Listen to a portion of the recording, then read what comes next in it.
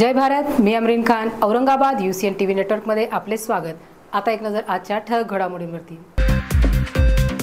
मराठा योद्धा जरांगे पाटलांचे निधन अशी खोटी बातमी पसरवणाऱ्याच्या विरोधात जवाहरनगर पोलीस ठाण्यात गुन्हा दाखल। अंबड तालुक्यात वडीगोद्री भटक्या विमुक्त जाती जमातीतर्फे आरक्षण बचाव आमरण उपोषण। चंद्रकांत खैरे यांनी घेतली उपोषणकर्त्यांची भेट।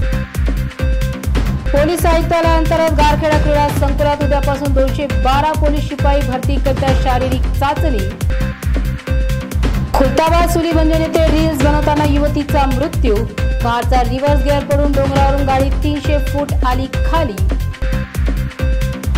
कन्नड तालुक्यातील रस्त्यांचा वनवास 14 वर्षांपेक्षा अधिकचा। स्थानिक निवासियांची या त्रासातून सुटकेची मागणी।